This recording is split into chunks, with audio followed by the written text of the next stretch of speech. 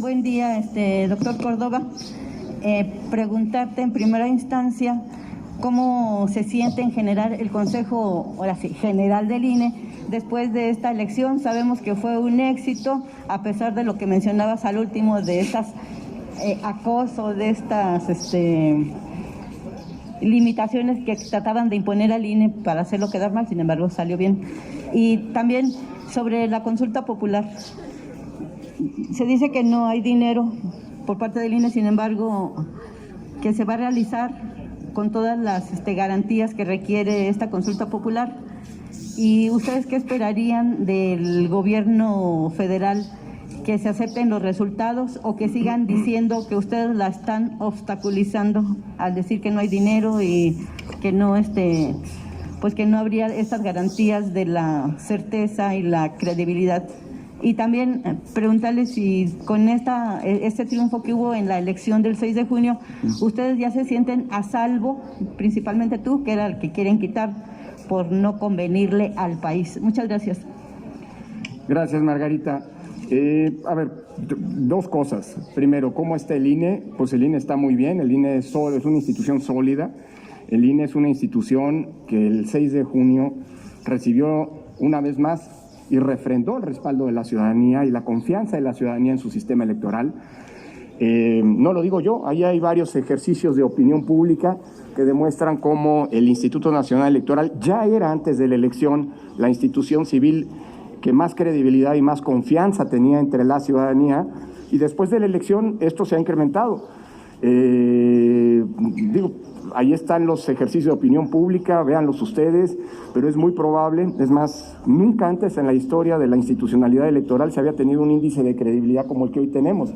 Y ese es producto, creo yo, del trabajo bien hecho, pero sobre todo de la confianza de la ciudadanía que se apropió del proceso electoral. Se dice fácil movilizar hoy por hoy a 1,5 millones de ciudadanas y ciudadanos para que se hagan cargo de la elección, porque quienes recibieron y contaron los votos son las y los ciudadanos, no fue el INE. El INE lo que hizo fue, desplegar su aparato organizativo, el aparato profesional, probado reiteradamente, para que pudieran, digamos así, estar la mesa servida, la mesa puesta, pero quienes fueron los protagonistas de la elección fueron las y los ciudadanos. No hablo solamente de los de los más de 49 millones de electores, sino también y en particular de quienes fueron funcionarios electorales ese día. Así que el INE está muy satisfecho del trabajo realizado. Me atrevo a decir que esta ha sido la mejor elección de la historia democrática del país en términos de su calidad técnica y su organización, su despliegue organizativo. Vean ustedes, por ejemplo, el funcionamiento de los sistemas de información preliminar de resultados electorales. El conteo rápido que da, como ustedes saben, un rango máximo y un rango mínimo, y los 15, por lo que hace a la Cámara de Diputados, pero también los 15 conteos rápidos de gubernatura funcionaron a la perfección. Y aquí hay que reconocer el profesionalismo, la calidad de los miembros de los comités técnicos, tanto del conteo rápido como del PREP, que por cierto en algún momento fueron descalificados por los actores políticos, y refrendaron con su trabajo y su profesionalismo que si hay algo confiable en las elecciones es la institucionalidad electoral. Una vez más se refrendó eso, y creo que aunque el ganador de esta elección, el único ganador de esta elección es el pueblo mexicano en su pluralidad y su diversidad, pues creo que la institucionalidad electoral refrendó su fortaleza.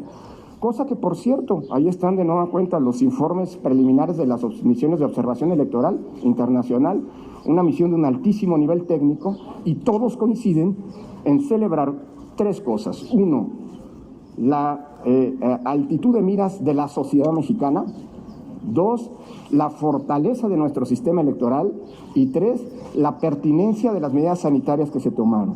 Es cierto que estamos en una lógica de crecimiento, lamentablemente de nueva cuenta, de los contagios por el COVID-19, pero eso comenzó antes de la elección y no hay ninguna evidencia que la elección haya alterado la evolución de la curva de contagio. Es decir, las elecciones no interfirieron, lo cual habla de una elección exitosa.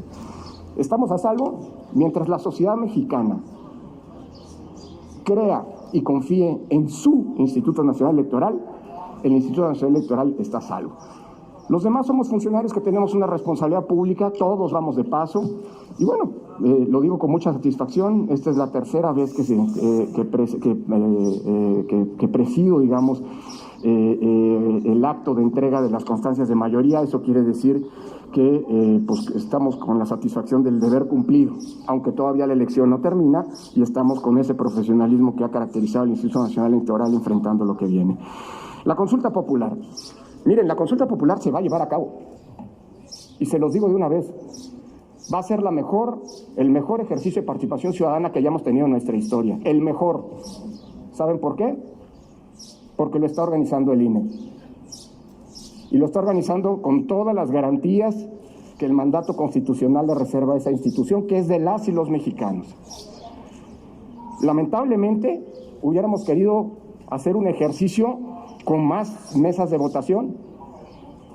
Por eso en su momento le señalamos a la Presidencia de la República y a la Cámara de Diputados la necesidad de contar con los recursos necesarios. Originalmente queríamos instalar 104,000 mesas de votación, pero dado que no se nos proveyeron los recursos por las instancias que fueron convocantes y promoventes de esta consulta, pues tuvimos que racionalizar el punto. Con el diálogo respetuoso y fluido con la Secretaría de Hacienda que tuvimos en los primeros meses de este año, se nos pidió que hiciéramos un ejercicio de racionalización de los costos y que bajáramos de los 1,499 millones que habría costado instalar 104,000 mesas de votación a una cantidad menor. Planteamos que podríamos haber hecho este ejercicio con 890 millones de pesos, reduciendo el número de mesas de votación a 91,000. No se nos concedió no se nos concedieron esos recursos, y se nos dijo que lo hiciéramos con los recursos que tiene el INE. Gracias a una serie de previsiones, porque desde el año pasado sabíamos que podíamos encontrarnos en este escenario, y los remanentes del año pasado se utilizaron para adelantar gastos de este proceso electoral. Adelantamos pagos a Talleres Gráficos de México. Segundo, gracias a políticas de austeridad importantísimas que generaron recursos, ahorros, que en esta ocasión, en lugar de entregarse a la Secretaría de Hacienda, como siempre ha ocurrido, se van a destinar a la consulta. Y en tercer lugar, luego de buenas prácticas administrativas que incluyen que prácticamente la totalidad de los gastos que realiza el INE se hacen con licitaciones. Sé que esto no ocurre en todos lados, pero en el INE se hacen muchas licitaciones y nos generaron buenas condiciones de contratación, y eso generó algunos recursos adicionales, por no hablar de la paridad del dólar, que afortunadamente la estabilidad cambiaria nos permitió que se generaran algunos recursos. Con esos recursos el INE va a poder cumplir a la sociedad mexicana, pero lamentablemente podremos instalar no más de 57,000 casillas. Por ahí andan diciendo que no se quiere, que como hay tan pocas casillas no se va a poder garantizar la voluntad ciudadana. Miren, ningún ejercicio de consulta popular o ejercicios similares, legales o realizados o extralegales, ha tenido tantos centros de votación, ni tendrá todas las garantías como las que va a tener la consulta popular del 1 de agosto. Si bien es cierto que no vamos a poder imprimir en papel seguridad las boletas, la impresión sí va a contener muchos mecanismos de seguridad que las van a volver infalsificables y que abaratarán costos. Estamos hoy apelando y, por cierto, agradeciendo el que las y los ciudadanos que fueron funcionarios de casilla en las mesas receptoras del voto el 6 de junio vuelvan a acompañarnos sin tener que recurrir de nueva cuenta, como lo mandataría un ejercicio que comienza desde cero, a tener que insacular a más de 13 millones de ciudadanas y ciudadanos, visitarlos en sus domicilios, capacitarlos, etcétera. El número de funcionarios, los llamados CAES, ¿no?, de funcionarios que están haciendo este trabajo de campo, se redujo de 50,000 que teníamos, casi 50,000, 49,000 para ser precisos, en la elección del 6 de junio, a apenas poco menos de 10,000. Es decir, estamos haciendo un ejercicio que va a contar con todas las garantías que el Instituto Nacional Electoral siempre ha puesto sobre la mesa, ha cumplido, pero pues evidentemente pues no va a ser el ideal. El INE hubiera querido poner más casillas, no se nos permitió. ¿Para qué? Para que los ciudadanos no tuvieran que avanzar, ir tan lejos a los centros de votación.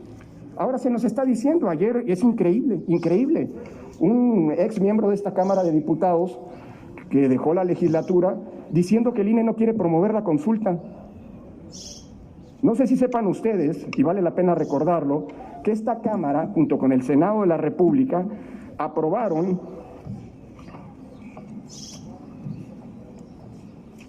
primero la convocatoria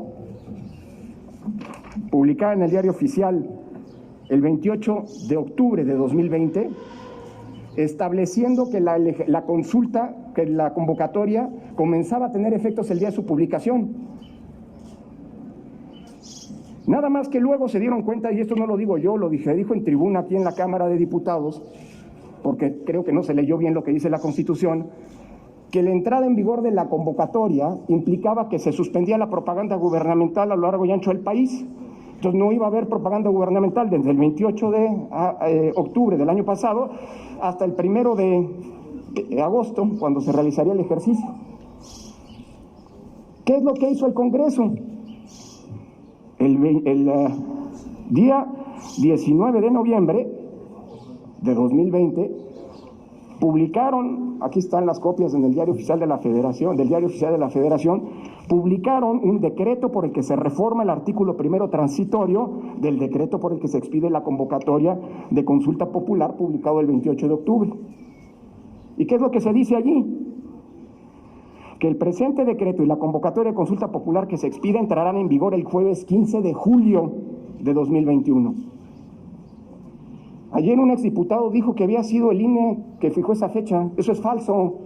Lo fijó el Congreso de la Unión. Y el INE siempre ha respetado la Constitución.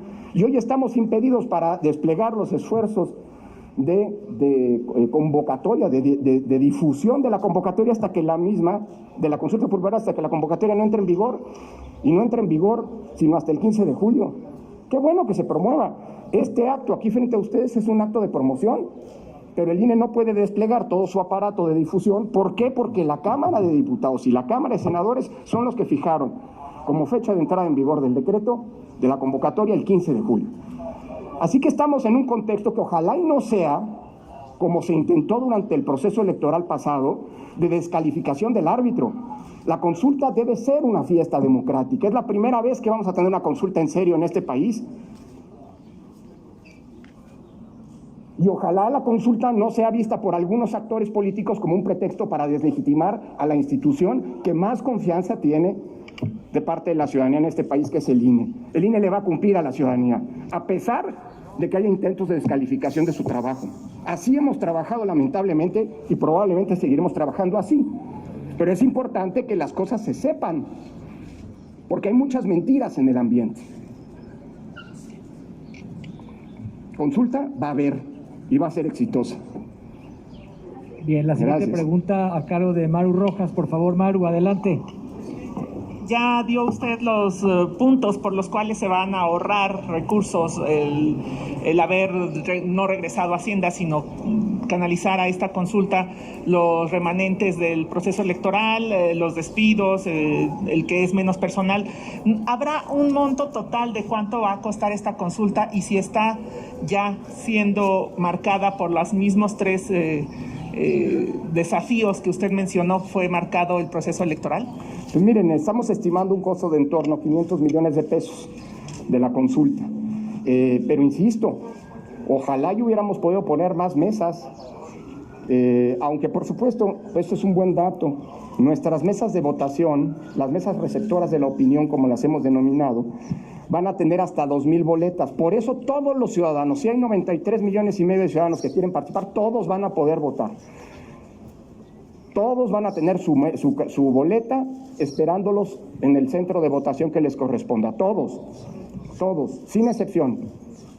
Por cierto, ningún ejercicio de consulta popular o de sedicentes consultas populares hasta ahora había contado con tantos centros de votación. Hubo una consulta que se hizo antes de la entrada en funciones del actual gobierno, que instaló apenas 1,000 mesas de votación en todo el país. Otras han sido apenas un par de centenares. El INE va a instalar 57,000. Nunca había pasado. ¿Por qué? Porque el INE es una institución profesional y porque el INE se debe a la ciudadanía y le estará generando las condiciones para que las y los ciudadanos puedan efectivamente ejercer su voto. Por cierto, esos votos serán recibidos y contados por ciudadanos que han demostrado su imparcialidad, no por funcionarios que nadie sabe dónde vienen o cuya independencia no está garantizada a partir de su proceso de selección. Son los mismos que recibieron y contaron los votos de la exitosísima elección del 6 de junio pasado. Y es la mejor garantía para que la voluntad popular expresada en este importantísimo ejercicio de participación ciudadana pueda ser efectivamente respetada. Dicho lo cual, pues bueno, creo que esta consulta va a ser muy importante al cabo de su realización, que sea analizada, discutida, para que en el futuro este mecanismo de democracia directa, que es complementario a los de democracia representativa, pues pueda realizarse en el futuro con las mejores condiciones. Piensen ustedes que estamos realizando esta consulta con una ley que no estaba adecuada a lo que dice la Constitución, porque como ustedes probablemente, fuente del Congreso, habrán reportado, el Congreso aprobó las modificaciones a la ley de consulta popular en mayo pasado, pero ya la consulta ya estaba en curso en su organización, por lo tanto no está haciendo con base en estas nuevas reglas. ¿Por qué? Porque la propia ley prevé que si hay una consulta en curso cuya organización ya comenzó, pues no se pueden aplicar las nuevas reglas. Es decir, este es el primer ejercicio y hay que celebrarlo. Nos va a dejar muchas enseñanzas para que eventualmente se ajusten las reglas y para que estos ejercicios, si tienen una periodicidad, como lo plantea la propia Constitución en el futuro, puedan ser cada vez más exitosos, justo como ha pasado con las elecciones, que cada vez son mejores. Bien. Maru, no se te escucha. Micrófono, por favor. Pues miren, a ver, ese monto que mencionaba ya incluye el gasto que tendremos que hacer para garantizar las condiciones sanitarias en las mesas. Es decir, eso sí me importa, qué bueno que lo preguntas. Las condiciones sanitarias en las mesas receptoras de la opinión popular en la consulta popular van a ser exactamente las mismas que garantizamos el 6 de junio y que fueron sumamente exitosas. Entonces, todo eso implica también cuidar a los ciudadanos. Si hay una institución que cuida a los ciudadanos en este país, es el INE. Lo demostramos en el 6 de junio pasado. Gracias. Rubén Fieital de Canal 11, por favor. Por acá, buenos días, consejero presidente. En este ejercicio de la consulta ciudadana se permitirá la participación de personajes como los llamados siervos de la nación o representantes de los partidos políticos. Y por otra parte, con el presupuesto que tendrán para los siguientes años, está garantizada la continuación del contrato para el cambio de tecnología de identificación biométrica o requerirán de una ampliación de recursos. Gracias. Gracias por tu pregunta. A ver, parto de esto último. Pues el Instituto Nacional Electoral afortunadamente ha hecho una inversión y está programada, es una inversión multianual y esa tendrá que estar garantizada, porque de esa depende. Miren, hay una cosa que tienen que entender: el Instituto Nacional Electoral siempre va a privilegiar, en términos de su gasto, del presupuesto que maneja, el servicio a la ciudadanía, los servicios a la ciudadanía. Tal vez por eso es que tengamos esa acreditación frente a la ciudadanía a la que ya hacía referencia, esa confiabilidad. Así que eso está garantizado. Ojalá, pues que el diálogo con la siguiente legislatura sea un diálogo productivo, más fructífero, ojalá que con lo que ha venido ocurriendo hasta ahora, para que estos servicios no se vean interrumpidos, pero el INE lo va a garantizar, así que eso no tiene no está en ninguna zona de riesgo. Dicho eso, cualquier ciudadano va a poder participar en la consulta popular, si a eso te refieres. Cualquiera podrá votar. Ya decía yo que va a haber más de 93 millones y medio de boletas esperando a las y los ciudadanos en cada uno de los centros de votación. Y desde ahora la invitación para que participen en este importante ejercicio de democracia participativa. Dicho eso, si te refieres a la promoción de la consulta, pues la Constitución es clara. Y de nuevo, leamos la Constitución, porque ya veo el día de mañana actores políticos acusando que el INE no quiere o que el INE impide. No, el INE aplica la Constitución se pactó aquí, Aquí se pactó la Constitución, los cambios constitucionales y en el Senado. Y la Constitución es clara diciendo que el único órgano autorizado para promover la consulta es el INE. Lamentablemente, ya lo decía yo, pues no se nos permite, por la decisión que aquí se tomó, empezar esa difusión, esa promoción, sino hasta el 15 de julio, y lo vamos a hacer de manera muy intensa, con todos los recursos institucionales que están a nuestro alcance. Por lo demás, pues miren, lo que está pasando ahora yo digo que es el ejercicio de la libre expresión, pues la consulta propiamente hablando, es decir, la convocatoria propiamente hablando no ha surtido efectos en cuanto a su vigencia, ya está expedida, por supuesto. Entonces, pues bueno, pues qué bueno que si hay una discusión pública, creo que es pertinente y sano en una democracia que cuestiones como la realización o no de una consulta se discutan públicamente. Ahora, una cosa es esa y otra cosa pues en la que estaremos atentos es que se desvíen recursos públicos, porque eso sí está prohibido. Y por supuesto estaremos atentos a que la norma constitucional que establece que la propaganda gubernamental tiene que suspenderse, y ya sabemos que es propaganda gubernamental, hay mucha historia en ese sentido, a partir del momento en que la convocatoria entre en vigencia, es decir, a partir del 15 de junio y hasta el término de la jornada de votación de la consulta popular. La participación de los servidores de la Nación, no solo en la promoción de la consulta ciudadana, sino en el mismo día de la consulta ciudadana, contando como observadores, etcétera, esos... Quien quiere inscribirse como observador puede inscribirse. Okay. Nada más que hay reglas para la observación, ¿eh? Un funcionario público no puede ser observador electoral. Entonces, pues bueno, habrá quien tendrá que optar, supongo. Rafa, adelante. Consejero, muy buenos días. Preguntarle, pues paradójicamente, a pesar del éxito de la organización de estas elecciones, pues el grupo mayoritario insiste en realizar una reforma electoral que podría, pues, insisten en acotar la función que usted realiza, así como el consejero Murayama, pues acusan protagonismo de su parte. O sea, no se atreven a decirlo, pero sabemos que este anhelo de reforma en el INE tiene dedicatoria hacia ustedes. ¿Y qué opinión le merece el que se pretenda investigar al consejero Ciro de parte de la pues autoridad fiscalizadora? Pues mira, hay poco que decir. Soy autoridad electoral, no hago futurismos, así que hablar sobre una reforma en el futuro es especular.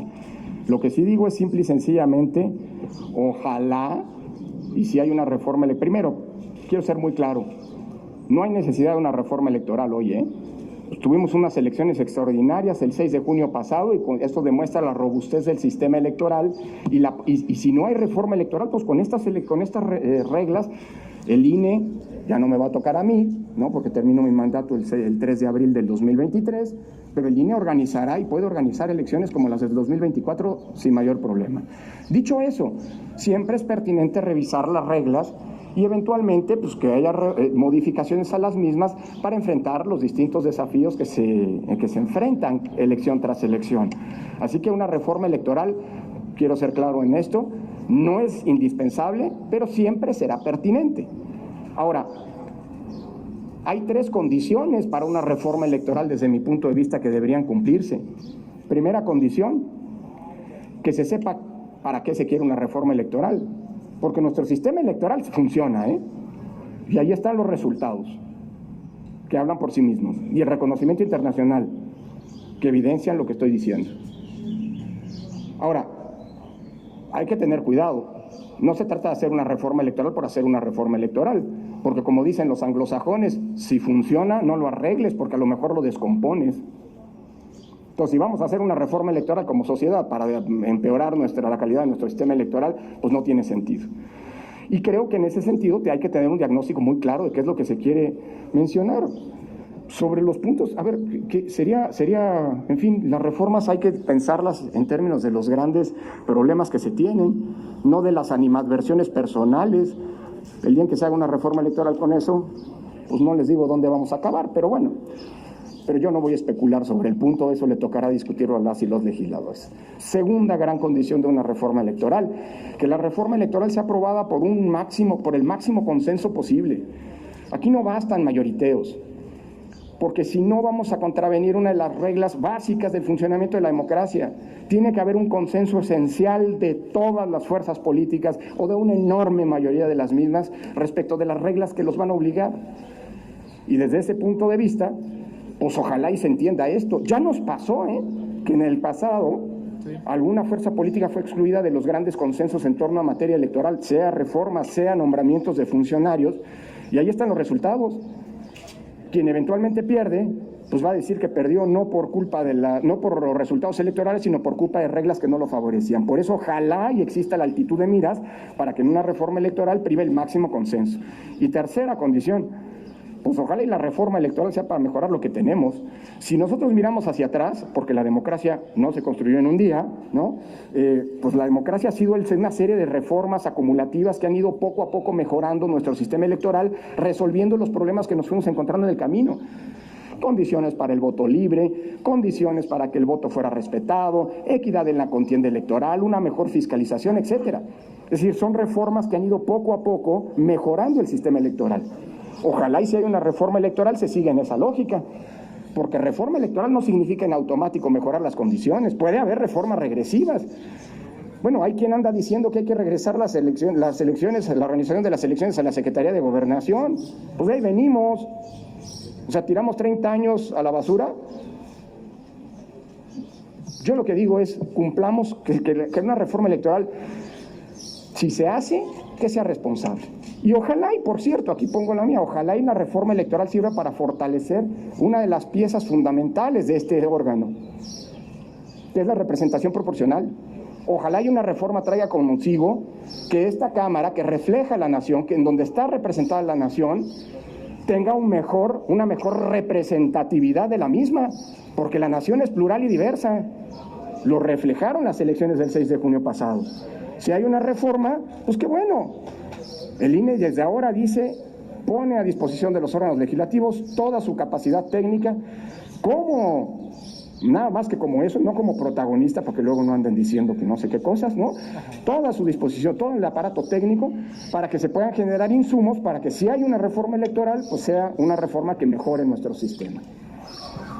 Pero creo que los problemas del país, si se me permite decirlo con mucha franqueza, están en otros lados. Están en resolver la pobreza, la desigualdad, la corrupción, la impunidad y la inseguridad que nos aqueja a todas y todos. Si además logramos resolverlo, si nos metemos en una reforma electoral, será una buena cosa. Bueno, y finalmente nada más este acoso, o si podríamos verlo así. Mire, lo voy a decir con una sola frase. Nadie oculta nada, y ojalá y si se nos está investigando, se nos investigue bien. Porque en el INE no se oculta nada. Pero sí sería muy lamentable que se utilicen el aparato del Estado con fines políticos. Y para tratar de amedrentar a un órgano que ha demostrado con creces su imparcialidad y su autonomía respecto de los intereses políticos y económicos. Punto. Tenemos dos preguntas más, presidente. Claudia Telles, por favor, de IMER. Buenas tardes. Son tres cuestiones. ¿Cómo va la respuesta ciudadana, los funcionarios, las personas que fungieron como funcionarios de casilla? ¿Cómo va la respuesta para la consulta popular? Esa es una. Otra es sobre estas acusaciones de narcoelecciones en varios estados. Lo está investigando el INE, va a intervenir el INE, y si ya también se están preparando para la próxima revocación de mandato. Gracias. Gracias. A ver, primero, acaba de comenzar la visita a los funcionarios hace apenas unos días, el viernes si no me equivoco, pero hasta ahora todavía no tenemos números agregados, pero la respuesta es bastante positiva. Si tomas en cuenta que nosotros capacitamos y entregamos nombramientos como propietarios y suplentes a 1,5 millones de ciudadanas y ciudadanos para la elección del 6 de junio, 1 millón de los cuales operaron las 162.500 casillas, y ahora tomamos las mesas de votación, las mesas receptoras de la opinión de la consulta ciudadana, ya no van a tener a 6 funcionarios, propietarios y 3 suplentes, sino a 5. 3 propietarios, un presidente, presidenta, un secretario, secretaria y un escrutador o escrutadora, y 2 suplentes generales. Entonces, el número de ciudadanos que necesitamos es menor. Estamos hablando de cerca de 285,000. Esto quiere decir que entre 1,5 millones, que fue el universo que buscamos, capacitamos y cuyos nombramientos les entregamos para la elección del 6 de junio, ahora necesitamos una parte muy menor, es decir, 285,000. La respuesta hasta ahora ha sido positiva. Estamos encontrando sí muchos rechazos. Hay gente que dice, yo en la elección sí participo, pero en esto no participo. Bueno, entonces cada quien. La participación en este sentido es voluntaria, no es obligatoria, pero estamos teniendo una buena respuesta, tenemos tiempo, así que vamos a instalar todas las casillas debidamente en su momento. Miren, de la segunda pregunta, el INE no es una instancia de seguridad. El INE lo que está haciendo es vigilar los ingresos y egresos de cada una de las campañas electorales. En el proceso de fiscalización se presentarán esos resultados en los dictámenes que aprobaremos el 22 de julio. Ahí se determinará si hubo algún ingreso ilegal, si hubo algún gasto ilegal, se impondrán las sanciones y se definirán cuáles fueron los gastos de campaña para efecto de que los tribunales decidan qué hacer. Recuerden que que si hay un rebase de topes de gasto de campaña en determinadas circunstancias, los tribunales, no el INE, los tribunales podrían tomar decisiones respecto de la validez o no de las propias elecciones, pero es un asunto de los tribunales. Pero se habla de presiones a los ciudadanos. Pero eso le toca resolverlo a las instancias de seguridad. El INE no es una instancia de seguridad del Estado mexicano. Todo lo que nosotros tenemos es una colaboración muy estrecha con las instancias de seguridad y tendrán que ser, miren, pues, la UIF, por lo que hace a los financiamientos, el SAT por lo que hace a las cuestiones fiscales, la Fiscalía General de la República, pues esas son las instancias de inteligencia del Estado mexicano, esas son las responsables de dilucidar que ojalá y no haya ocurrido, ojalá y no esté ocurriendo, pues que haya una intervención de la criminalidad organizada en la vida política. Confío en que esto no sea así, pero confío sobre todo en que las instancias de seguridad responsables, con las que tenemos comunicación, esto es importante decirlo, pero no somos los responsables nosotros, y no vamos a asumir responsabilidades que constitucionalmente no le tocan al INE, pues eviten que una circunstancia de esa naturaleza pudiera estar eventualmente ocurriendo. Y finalmente, lo de la revocación de mandato, pues, a ver, ya la Corte nos dijo que tenemos que prever,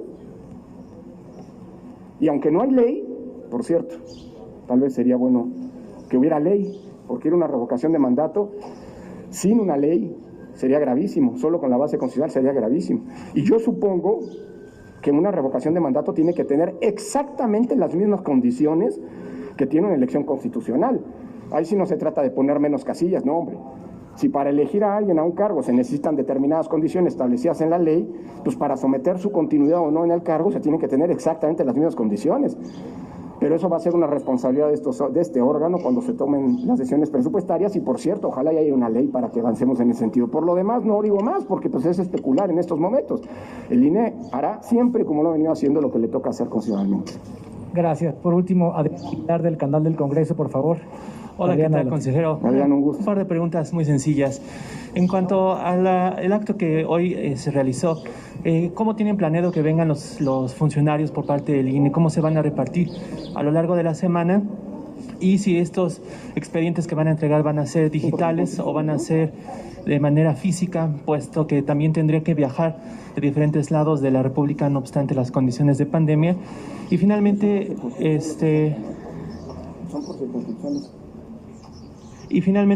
tan solo que me regalara un balance sobre esta parte de la elección consecutiva que por primera vez se realiza, si también tienen ya números de cuántos diputados son los que finalmente se reeligieron. ¿Cómo ve esta parte nada más? A ver, respecto a lo primero, tenemos, ya lo explicaba la Secretaría General, dispuesto un operativo conjunto para que cada día acudan aquí al Salón de Protocolos a entregar la documentación que la ley establece, 60 de los presidentes y presidentas de nuestros consejos distritales. Esto quiere decir que de aquí al viernes, 60 por día, estarán viniendo todos los presidentes de los 300 consejos, para que el viernes se termine con la entrega de esta documentación. La entrega de la documentación es una entrega en físico, así lo establece la propia ley, con independencia de que luego las instancias administrativas de la Cámara realicen la digitalización de todos y el resguardo de todos y cada uno de los expedientes. Lo que se está entregando son copias certificadas de cada uno de los documentos, de la constancia de mayoría, de si hay medios de impugnación, etcétera. En fin, esto es lo que se entrega físicamente en la Cámara. La entrega se estará haciendo, hay toda una logística, esencialmente respetando las 5 circunscripciones que hay en el país, para que a lo largo de estos días se puedan cumplir con la entrega total. Y finalmente, por lo del que hace la reelección, Lo que quiero decir es que se trata de un procedimiento muy hecho, digamos, no es la primera vez que ocurre, al contrario, pero es un procedimiento muy simbólico porque es justamente, como decía en mi intervención en la inauguración de esta ceremonia o de aquella ceremonia, es una especie de pase de estafeta del INE, Instituto Nacional Electoral, a la Cámara de Diputados. Ahora, por lo que hace a la reelección, aunque todavía las cifras pueden moverse, porque todavía no termina el proceso electoral, recuerden que la primera entrega del primer documento que se entregó, la primera constancia de mayoría que se entregó junto con 2 impugnaciones que presentaron 2 partidos políticos, ¿no? Entonces, todavía no termina el proceso electoral, hay que esperar a la etapa jurisdiccional, pero preliminarmente, pensando en quiénes podrían ser asignados, todavía no ocurre, como diputados plurinominales, cosa que sucederá en agosto próximo, cuando se hayan terminado todas las impugnaciones y los resultados sean válidos y definitivos. Nosotros necesitamos como INE esos resultados válidos y definitivos para poder hacer la asignación de las diputaciones plurinominales, pero si se hace una estimación de lo que va a ocurrir entonces, alrededor de 135 legisladores de la 64ª legislatura estarán repitiendo en la 65ª, ¿no? Lo cual, pues habrá que hacer un análisis. Hay quienes no pasaron. ¿Eso qué quiere decir? Pues bueno, que la reelección probablemente es un mecanismo también de rendición de cuentas. Quien fue legislador y no fue reelecto, pues a lo mejor es porque la ciudadanía evaluó mal su desempeño, ¿no? Y bueno, pues, pero eso son pues, muchas de las consecuencias que trae consigo la propia reelección como fenómeno político. Pues muchas gracias, son todas las preguntas.